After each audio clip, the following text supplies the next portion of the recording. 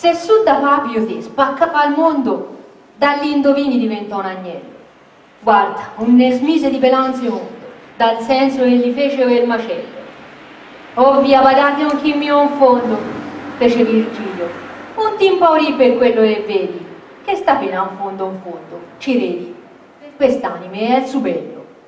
Andavano all'indietro con le teste rivolte dalla parte del sedere. Si fossero predetti in quella veste, non l'avrebbero fatto il mestiere. Ma che indovini so? A esagerà, so strolaghi di brozzi, lascia stare.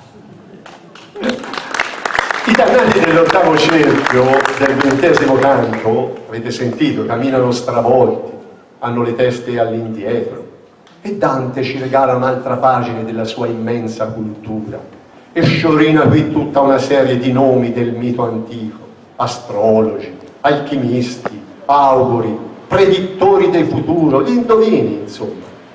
Ma a parte questo, è tutta gente che ha dovuto tirar fuori dal mito greco o latino, mentre se avesse scritto la commedia nel 1600 non avrebbe fatto tanta fatica. L'indovino principe l'avrebbe avuto sotto casa.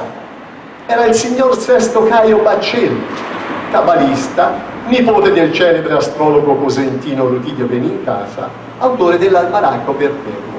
Stava lì, a 2 passi da casa di Dante Alighieri, stava nel torrione degli Orsini di Brozzi.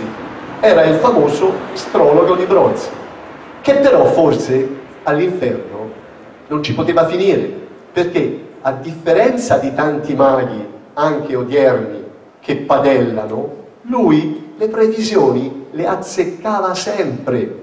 Il metodo? Semplicissimo. Lui riconosceva il fuoco al tasto e la merda al puzzo.